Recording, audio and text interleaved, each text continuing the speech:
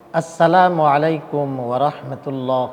আলহামদুলিল্লাহি ওয়াহদা ওয়াসসালাতু ওয়াসসালামু আলা মান লা নাবিয়্যা বা'দা আম্মা বা'দ। প্রিয় দর্শক শ্রোতা, মহান রব্বুল আলামিন 11 শ্রেণীর নারী পুরুষের জন্য ক্ষমা এবং মহান প্রতিদানের ঘোষণা করেছেন। অর্থাৎ 11 শ্রেণীর নারী পুরুষকে আল্লাহ তাআলা ক্ষমা করবেন এবং তাদেরকে জান্নাত দান করবেন। সম্মানিত প্রিয় দর্শক, আসলে কি আমরা সেই 11 শ্রেণীর অন্তর্ভুক্ত হতে পারবো কি? সেটা অবশ্যই আমাদের জানার কৌতূহল থেকে যা। তাই আমরা জানব সেই 11 শ্রেণীর নারী পুরুষ কারা। রব্বে করিম সূরা আহজাবের 35 নং আয়াতে ইরশাদ করেন, ইন্নাল মুসলিমিনা ওয়াল মুসলিমাতি ওয়াল মুমিনিনা ওয়াল মুমিনাত, নিশ্চয় মুসলমান পুরুষ মুসলমান নারী, ইমানদার পুরুষ ইমানদার নারী, ওয়াল কানিতিনা ওয়াল কানিতাত, অনুগত পুরুষ অনুগত নারী, ওয়াস-সাদিকিনা ওয়াস-সাদিকাত, সত্যবাদী পুরুষ সত্যবাদী নারী, ওয়াস-সাবিরিনা ওয়াস-সাবিরাত, ধৈর্যশীল পুরুষ ধৈর্যশীল নারী, ওয়াল কানিতিনা ওয়াল কানিতাত, এমনি ভাবে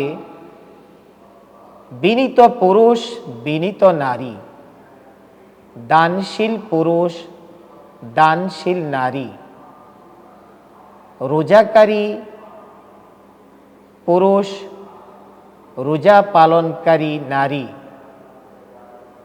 যৌনাঙ্গ হেফাজতকারী পুরুষ যৌনাঙ্গ হেফাজতকারী নারী, আল্লাহর অধিক জিকিরকারী পুরুষ আল্লাহর অধিক জিকিরকারী নারী, তাদের জন্যই আল্লাহ রব্বুল আলামিন প্রস্তুত করে রেখেছেন মহান পুরস্কার। সেই মহান পুরস্কার হলো জান্নাত। প্রিয় দর্শক শ্রোতা, আল্লাহ রব্বুল আলামিন এই 11 শ্রেণীর নারী পুরুষকে ক্ষমা এবং জান্নাতের ঘোষণা করেছেন, যা পবিত্র কোরআনের সূরা আহজাবের 35 নং আয়াতে বর্ণিত রয়েছে। প্রিয় দর্শক, মাহে রমজান উপলক্ষে আমরা যেন এই 11 শ্রেণীর নারী পুরুষের দলভুক্ত হয়ে যাই, 11 শ্রেণীর নারী পুরুষের গুণাবলী অর্জন করতে পারি। আল্লাহ রব্বুল আলামিন যেন আমাদেরকে সেই তৌফিক এবং সক্ষমতা দান করেন। প্রিয় দর্শক শ্রোতা, আরেকটি কথা না বললেই নয়, আল্লাহ রব্বুল আলামিন জান্নাতীদের জন্য ওয়াদা ঘোষণা করেছেন। আল্লাহ তাআলা সূরা মুহাম্মাদের 15 নং আয়াতে ইরশাদ করেন, ওয়া'দাল্লাহুল্লাযীনা আমানু ওয়া আমিলুস সালিহাত। আল্লাহ সূরা মুহাম্মাদের 15 নং আয়াতে জান্নাতীদের জন্য ওয়াদা করেছেন।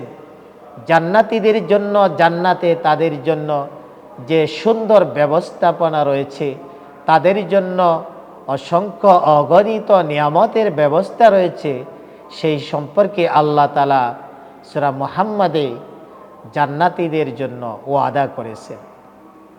সম্মানিত দর্শক শ্রোতা, আমরা এই মাহে রমজান উপলক্ষে অনেকভাবে আমরা এই 11 শ্রেণীর অন্তর্ভুক্ত হতে পারি।